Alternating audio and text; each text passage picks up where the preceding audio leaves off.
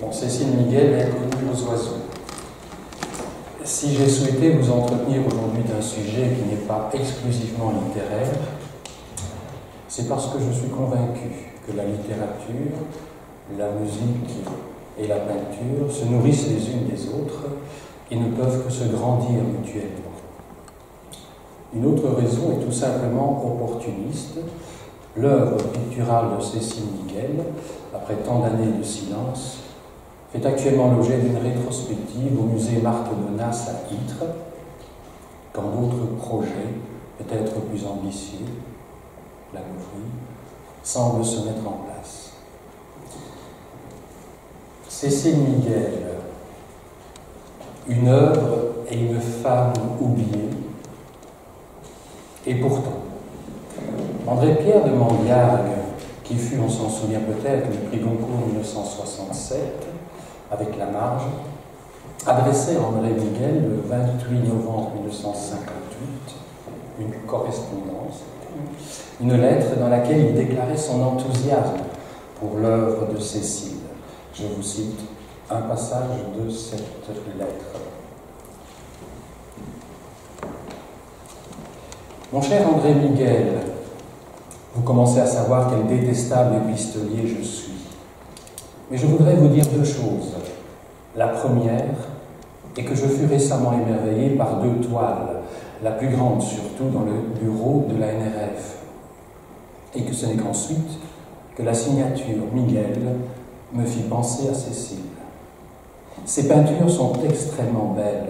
Il n'est pas du tout question de quelque chose qui sera, mais de quelque chose qui est déjà, avec une sûreté, une certitude et une autorité sur lesquelles il n'y a pas à discuter. J'ai un plaisir immense à pouvoir vous dire cela et un extrême désir de voir bientôt une exposition qui rende justice à Cécile. J'ai parlé, je parle et parlerai de ces tableaux à tous les gens que je rencontre. Il faut absolument la mettre, Cécile, au rang qu'elle mérite. Voilà quelque temps aussi que je me demande si de tout ce fatras à la mode, il restera autre chose que l'œuvre de quelques femmes. On peut penser, puisqu'on parle du musée Marthe Donasse est probablement la première cubiste belge, il faut oublier, comme d'ailleurs autre cubiste, Maria Blanchard, l'espagnole par exemple, on parle beaucoup du genre gris. René Magritte, lui aussi, offrit ses bons services à Cécile, en témoigne cette lettre et d'autres, où il s'inquiète un peu, où il donne quelques conseils à Cécile, en disant voilà des adresses où vous pourrez aller. Moi-même, j'ai exposé 2 fois dans cette galerie, La Sirène, vous connaissez peut-être.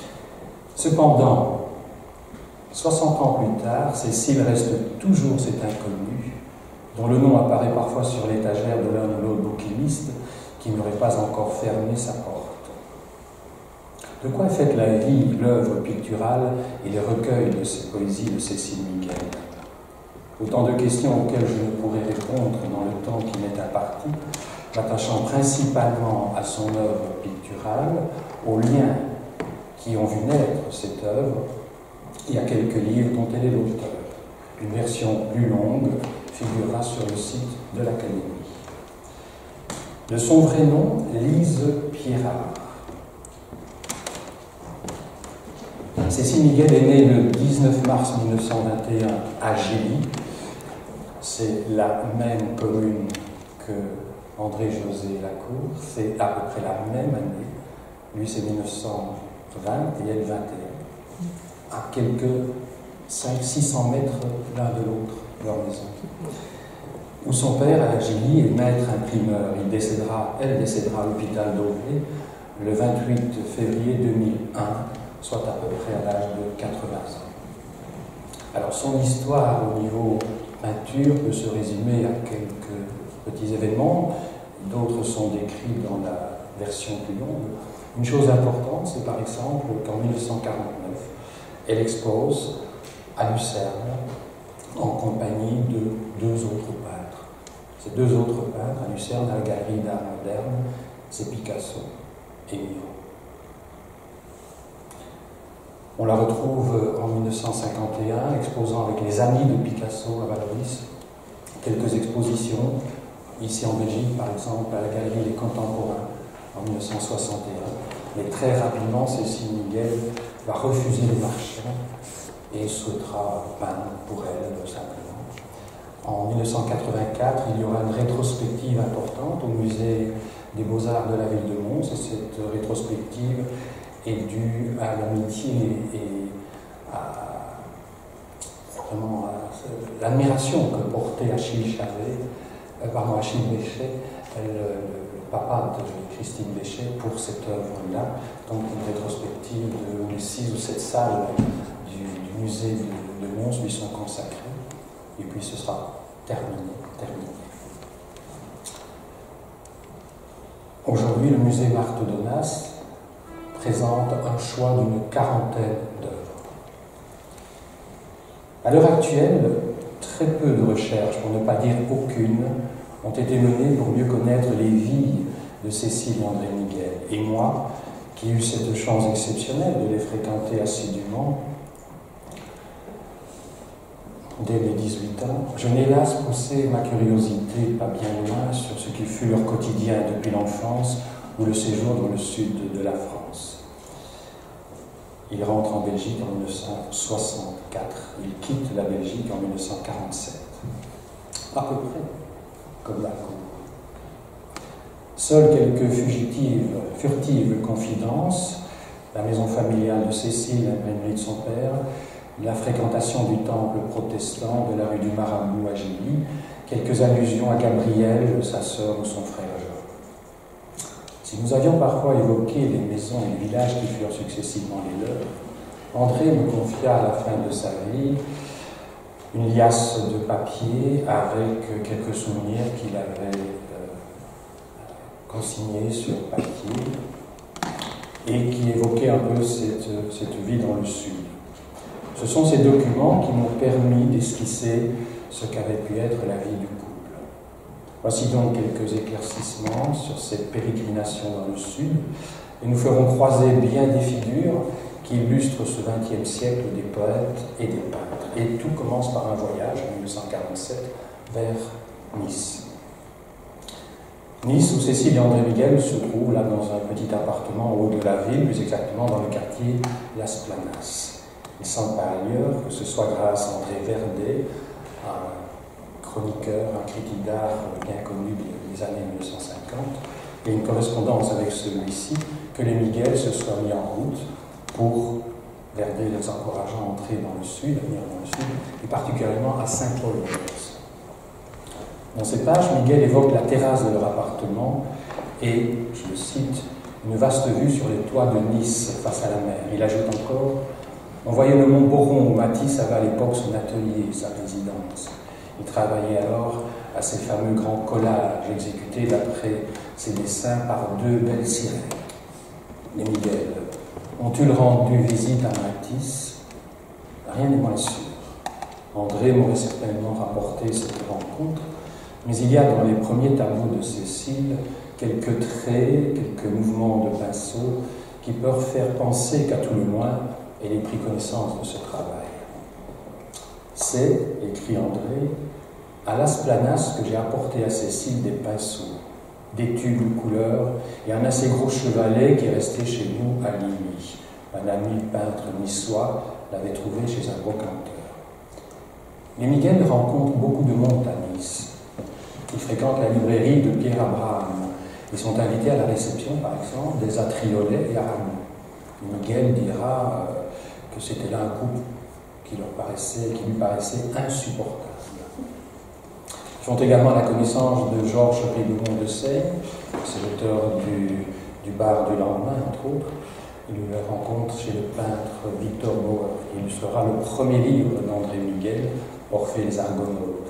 Ils reçoivent alors également à la Planas l'un de nos confrères de l'Académie, Edmond van der Kamen, par exemple. Les Bauer, André Verdet retournent à Inde. C'est l'époque aussi où il rend par exemple visite à Blaise Cendrars. Il en rendront compte dans le journal des poètes. C'est encore grâce à André Vernet que le couple trouve à s'installer à Reims, dans une villa appartenant à l'époque à un Belge et située, dit Miguel, à Lézières-du-Loir. On parlait alors du vieux et grand peintre hollandais Van Dongen, qui vivait assez solidairement dans la forêt à quelques lieues de chez eux. Mais ils quitteront bientôt Vence, quelque peu effrayés par les couleurs et les vipères. Et on les retrouve en 1950 à Vence. Cécile fait une exposition dans la galerie Les Mages, où là, elle vend apparemment ses 2 premiers tableaux et un pastel à une princesse russe. Alors il fréquente aussi à Vence l'atelier de Jean Dubuffet. Et ça me semble fort important.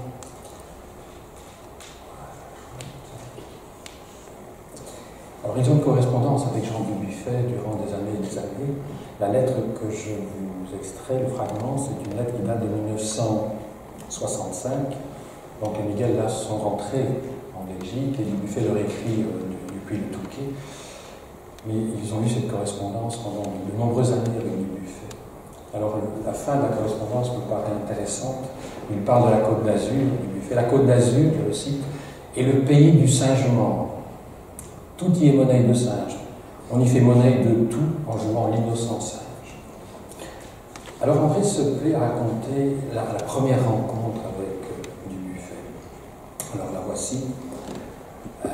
Cécile me dit André, je parie que si je lui téléphone, il va me dire de venir le voir. Impossible, dit André Miguel.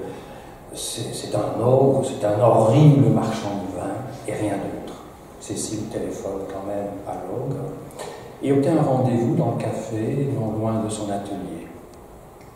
Je cite Miguel, il arrive à l'air très souriant, il baise la main de Cécile. C'était l'époque des textualogies, des matérialogies, période que, soi-disant, Max Lotto qualifie comme d'enivrant voyage dans l'infini minéral. Nous eûmes donc, relate Miguel, le plaisir de découvrir une série de tableaux récents, éblouissantes recherches de structure, d'implication, de dislocation et de reconstruction. Il s'agit d'images symboliques du sol et de la matière. Que l'univers de Dubuffet ait frappé l'esprit de Cécile Miguel ne fait aucun doute, tant il est parfois raisonnable de penser que sa peinture a quelques accointances justement avec l'art brut tant célébré par Dubuffet. Quelques années plus tard, Jean-Pierre Verhegel, par exemple, dans un texte qu'il a intitulé « Le gai savoir de Cécile Miguel », s'était d'ailleurs ainsi exprimé, et je cite ce fragment de Jean-Pierre. Les langues que parlent les bouches joyeuses de Cécile Miguel, aucun roupilleur de Sansonnet ne pourra jamais les entendre. Sourd qu'il y restera, sourd comme un pot, fut-il précisément de peinture.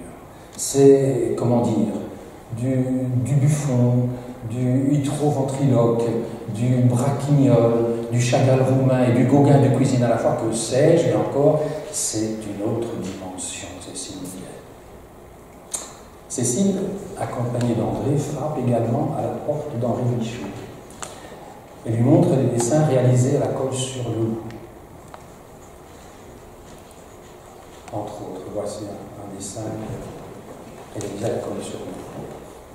Et je vous raconte un peu cette rencontre justement avec Dubuffet. Tout à coup, il dit « c'est bien ». On sent que vous laissez aller. C'est ainsi qu'on rejoint l'origine.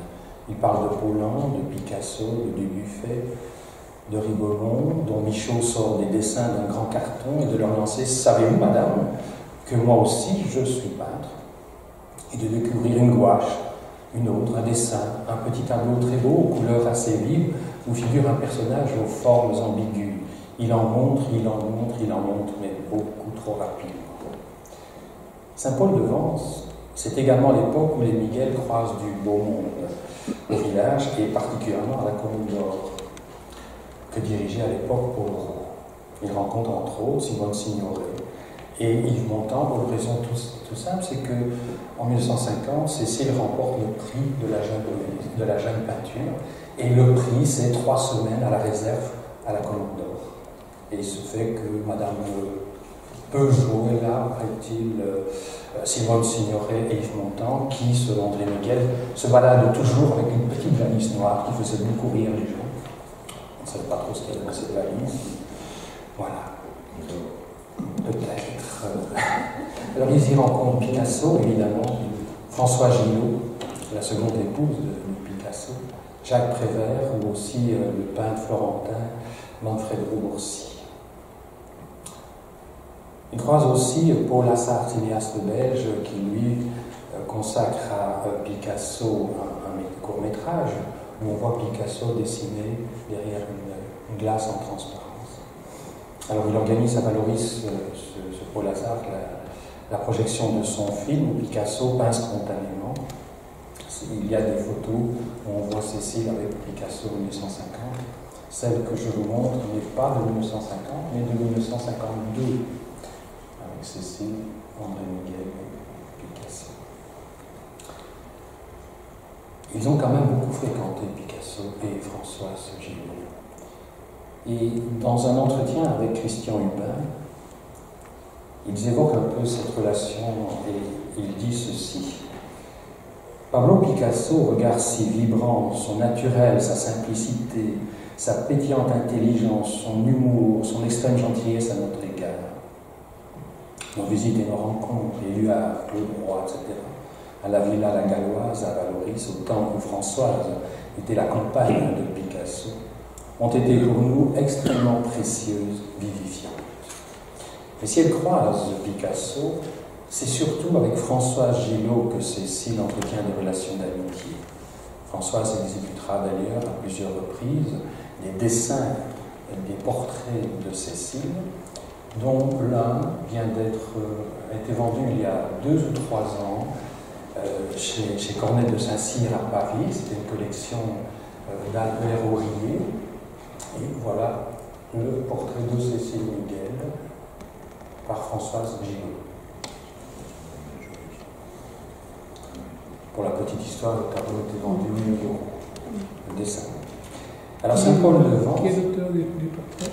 François Gillot, donc la seconde épouse de Picasso. Et de ce tableau, de ce dessin, j'ai répertorié 6 ou 7 versions différentes. Saint-Paul-de-Vence semble donc de toute évidence avoir été, pour Cécile et André, un lieu privilégié, propice aux rencontres. Jacques Prévert les reçoit à la Maison Rose et leur montre avec jubilation, dit André Miguel, des dizaines de ces collages très baroques, dadaïstes, d'un humour farfelu à la Prévert. Il dédicacera d'ailleurs à Cécile l'un de ses poèmes, intitulé Soleil de Mars, et qui est publié dans La pluie et le beau temps.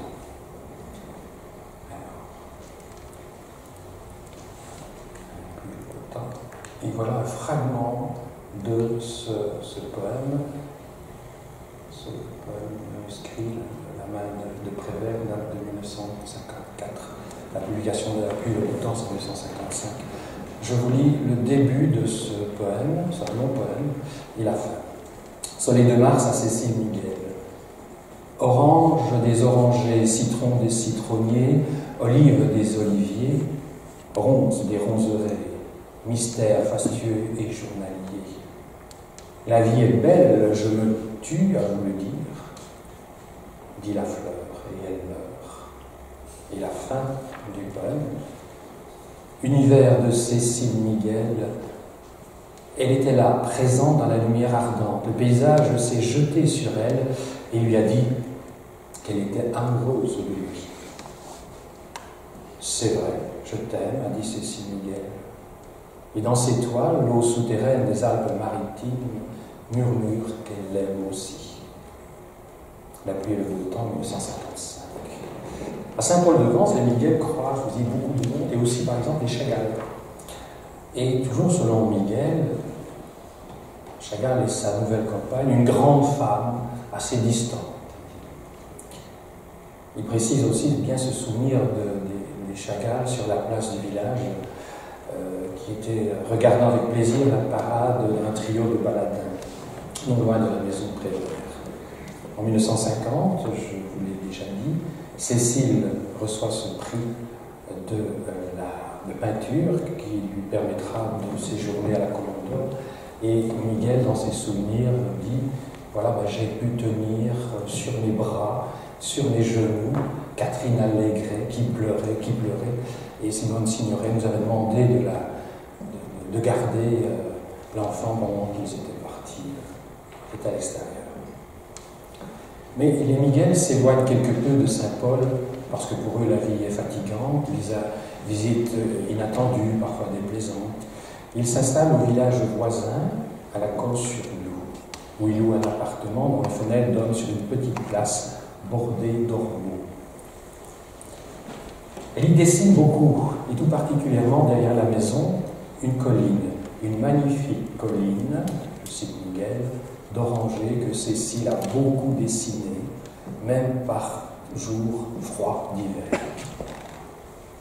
Ces dessins, semble-t-il, plaisaient beaucoup à Picasso et à Henri Michaud. Mais les Miguel diminuent l'âge encore, et on les retrouve après au mât à la Croix des Vents, à Place-Cassier. On est en 1952, 1954 probablement. Et là, ils habitent un petit mât où il n'y a pas d'électricité, où il faut aller chercher l'eau, lavoir, etc. Mais ils aiment cet endroit, avec l'oranger contre le mur, le crapaud de la lanterne et la grande oliveraie. Il y avait là tout autour, dit-il, à voir, à humer, à errer, et hors de l'oliveraie, des champs de jasmin à perte de vue. C'est là qu'ils reçoivent encore François Gillot et Claude Roy.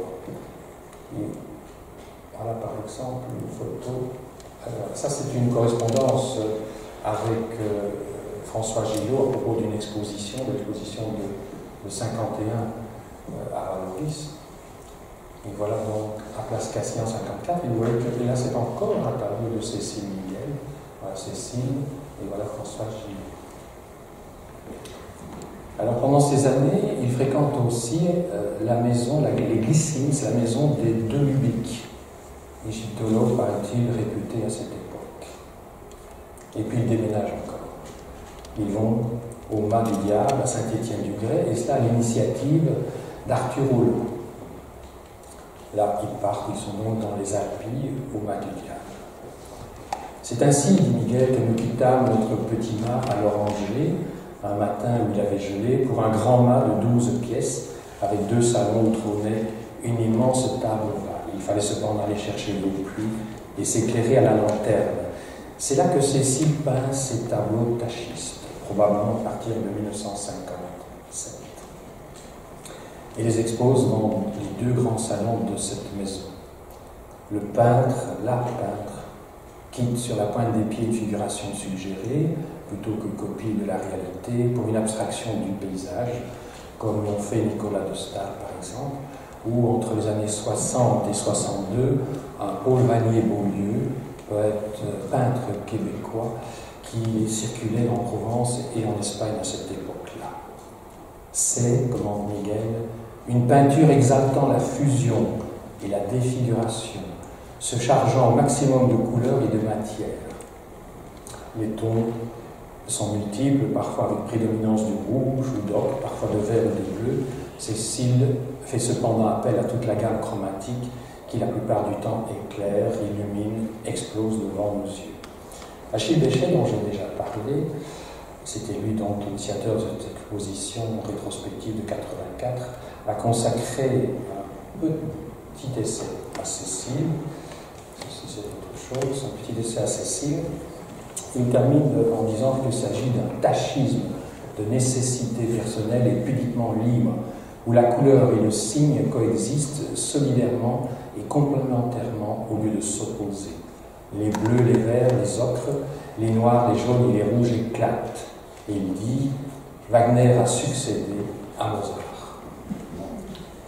Alors il continue à recevoir beaucoup et à rencontrer beaucoup. On les retrouve par exemple chez René Char.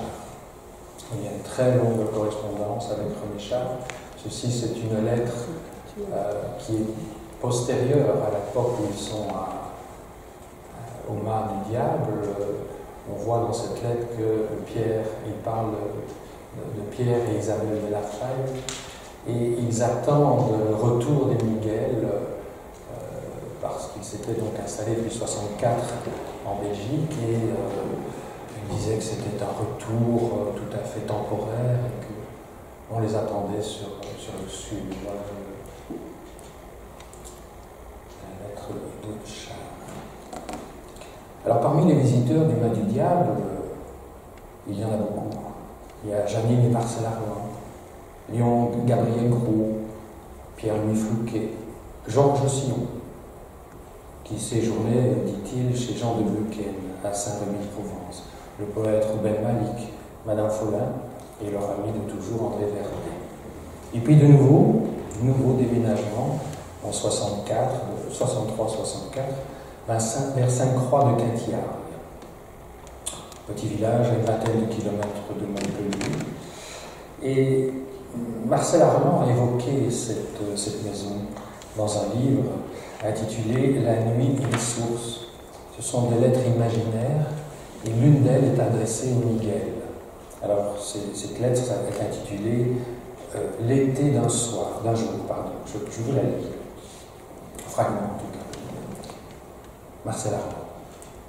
J'ai aimé votre petite maison de la Garrigue, le vieux porche où prolonge un hangar poussiéreux, la cour déserte, puis au fond à gauche les marches de pierre usées, par où l'on grimpe à votre refuge. J'appelais d'en bas. André, Cécile, la porte s'entrebâillait sur l'un de vous qui annonçait à l'autre le visiteur. 2 jours de suite, le 3e, j'avais quitté le village. Même quand j'allais vous surprendre, parvenu au pied des marches, je ne me décidais pas. Ils se reposent, me disais-je, ou bien ils doivent travailler. De toute façon, ingénieur. Je restais donc indécis à regarder les herbes de la cour, à écouter les menus bruits du village ou le silence. Par-delà les murs, c'était des petits jardins, des arbres, une colline, la touche de l'heure et de la saison, juste ce qu'il faut, un jeune couple, pour sentir la présence du monde sans être gêné. On retrouve aussi une évocation de cette maison dans un autre livre, c'est celui de Frédéric Jacques Temple, qui est né d'ailleurs la même année que Cécile, qui aura, lui, 100 ans l'an prochain. C'est publié chez Actes Sud, cet extrait, c'est dans beaucoup de jours, je ne le cite pas ici. André parle aussi de cette maison, de cet escalier dans un livre, aujourd'hui oublié, qui s'appelle L'Équilibre et qui était paru chez Gallimard. Et puis, c'est le retour en Belgique. En 1964, la santé de Cécile n'est pas bonne, il ne supporte plus la chaleur, il décide de rentrer pour un provisoire. Et ce provisoire, disait-il, dure toujours.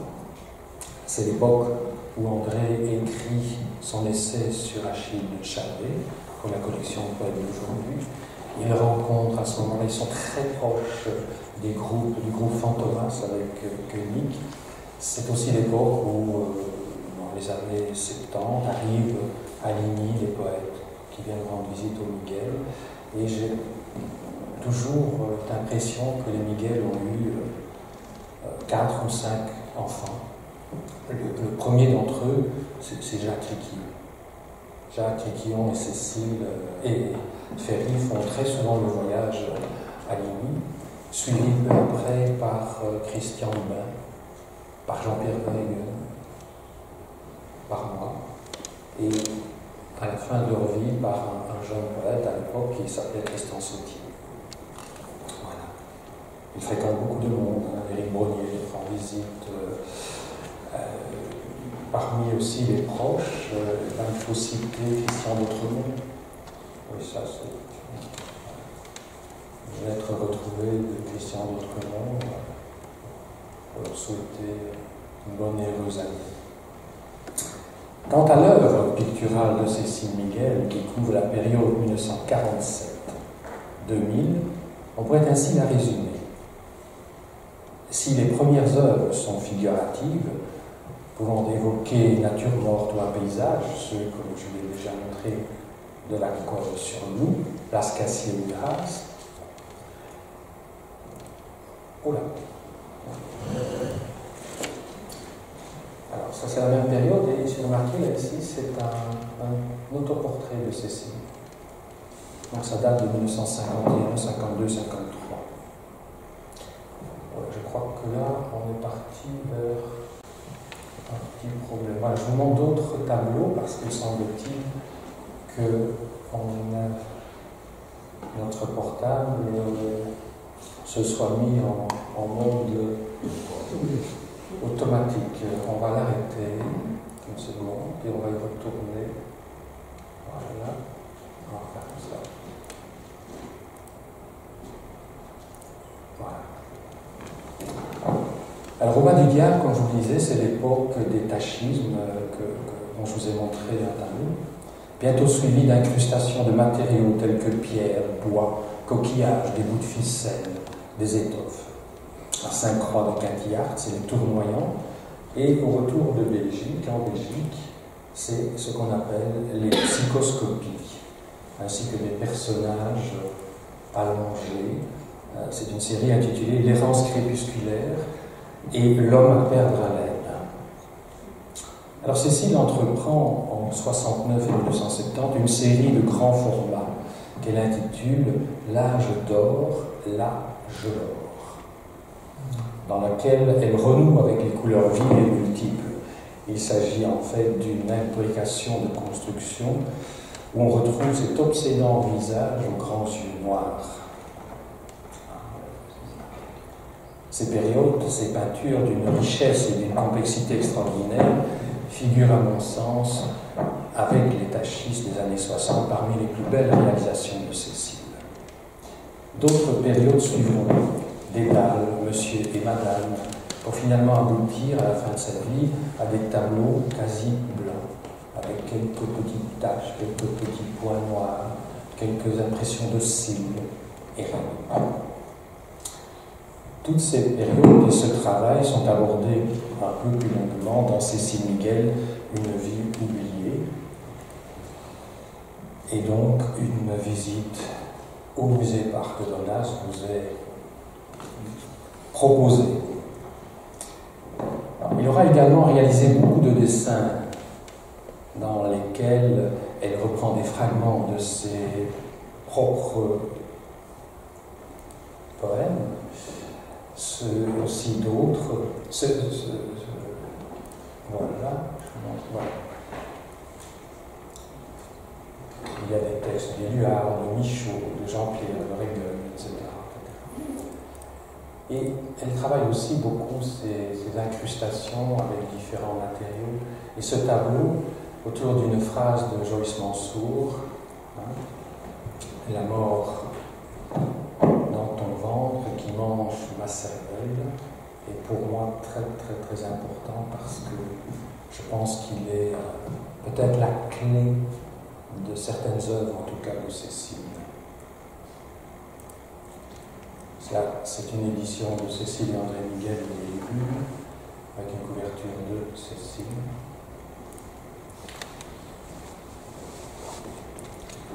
Alors Cécile, faut-il le dire, est également l'auteur de plusieurs recueils de poésie, qu'il les ait écrits seul, Caravelle du sommeil, Au cheval fou, Le livre des déambulations dans la maison d'Olderlin, ou avec André Miguel. Ils appelleront cela, leur travail en commun, l'écriture androgyne, L'œil dans la bouche, Sonnet et entrée, ou Le vers de l'enfer, publié au Cri. Mais je me cantonnerai aujourd'hui aux seuls recueils qui furent les siens. La première publication que Cécile Miguel signe seule à l'enseigne de Cap Horn, en avril 1989, c'est Du côté de l'ombre méditante, sous-titré Rêve. Car Cécile aura toute sa vie été de celles et ceux qui auront puisé inlassablement dans leurs propres rêves. Caravelle du sommeil, Au cheval fou, écrit soi-disant avec André, pratiquait déjà de la même manière, Cécile étant la rêveuse. Voici ce qu'en disait en 1990 notre confrère Jacques Gérard Lens pour le Journal des Poètes. Comme dans les deux premiers volumes, chaque texte nous fait découvrir, sentir ou deviner plus que mesurer très précisément combien la libération de l'esprit dans et par le sommeil favorise l'éclosion de la vision poétique et par là celle du verbe poétique. Bien perçu par le sujet, soigneusement enregistré, habilement raconté, il, elle, constitue, pour ainsi dire, à tout coup, un trésor d'images et de poésie. Alors je vous lis un extrait de ce recueil. L'extrait est intitulé « 12 mai ». Un assez grand oiseau exotique, au plumage ébouriffé de plusieurs couleurs, est passé par un carreau manquant de cette véranda jardin d'hiver. Il tombe dans la vasque de plantes aquatiques où il patauge. Une chatte blanche, un singe blanc lui aussi, observe le grand oiseau qui s'approche tête haute d'un miroir carré posé dans un coin. Il s'y regarde, hausse le cou, bat des ailes, revient vers la vasque, aspire l'eau et retourne la projeter en un jet de rue sur le miroir où elle dégouline en perles brillantes. Les autres animaux les avalent. L'oiseau pépille frotte contre le miroir sa toute petite tête noire d'enfant. Pupilles dilatées, cernées de rouge. Il s'immobilise devant moi, qui ne suis pas plus grande que lui. M'inspecte de haut en bas. Serais-tu Flo, la sauterelle qui joue si bien Gaspard de la nuit? Quelques mois plus tard, paraît au Taillis-Pré, au creux des apparences. Alors cela, c'est un livre donc signé Cécile et André Muguet, et nous y reviendrons, mais vous voyez que c'est signé Cécile et André Muguet.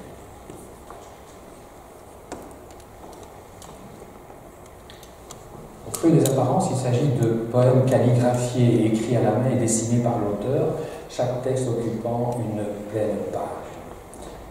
Et Lens, Jacques-Gérard Lens, qui aimait beaucoup ce travail, écrira: c'est, à propos de ce recueil, de la vraie poésie, avec toute la candeur qu'il faut pour nous éblouir, et l'inattendu soudain d'une vision fulgurante, venue on ne sait d'où. C'est la première fois qu'un poète vivant me donne l'impression de retraverser avec lui les plus fécondes saisons de ce doux incendie qui passait de Dada au surréalisme, lumineux et brillant. Alors je vous lis deux fragments de court texte de cette suite un peu dadaïste, surréaliste. Le mannequin d'étalage, habillé de la robe aile du vent, avait une paupière close. Vide était l'autre orbite. Entre ses lèvres, une perle de silence étincelait. L'autre texte.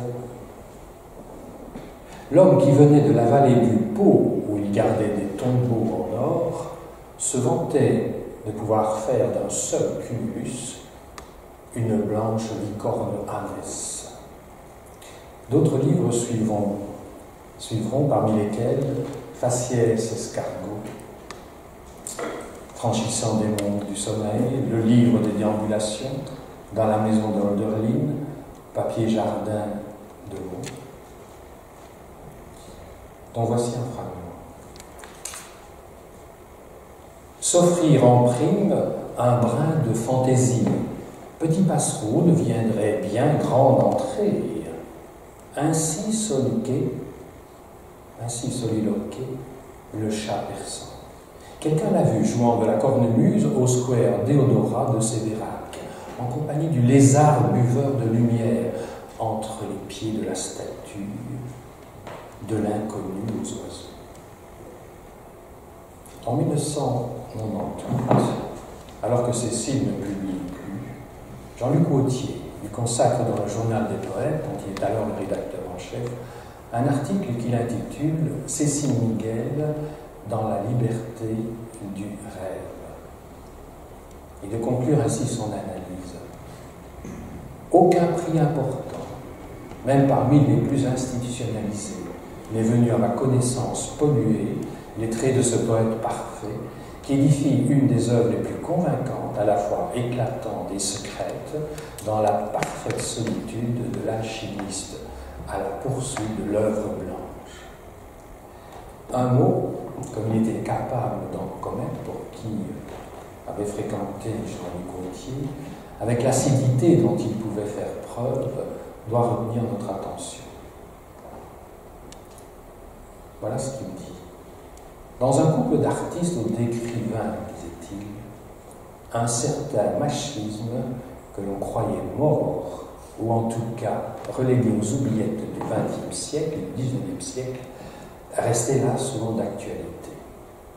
14 ans plus tôt, André Miguel avait déjà, mais timidement, ouvert la boîte de Pandore. Dans un texte intitulé Cécile Miguel, entre l'effroi et la sérénité, texte qu'il écrit justement pour cette rétrospective de 1964. Il dit ceci. À partir des textes de l'oiseau, à partir des textes de l'œil dans la bouche, livre que j'ai encore signé seul. Sans doute par phallocratisme, notre écriture à deux se poursuit. C'est une pratique passionnante d'influence, d'échange et d'échanges réciproques qu'il est impossible d'expliquer tant elle est multiple, spontanée, aléatoire, se défiant des schémas et des concertations. Alors vous remarquerez que André Miguel a publié ce livre sous son seul nom, alors qu'ils l'ont écrit ensemble. Maintenant, pire que cela, on fait demi-tour, et vous allez voir que ici, au Cheval Fou est signé des deux, alors que ce n'est que Cécile qui en est l'auteur.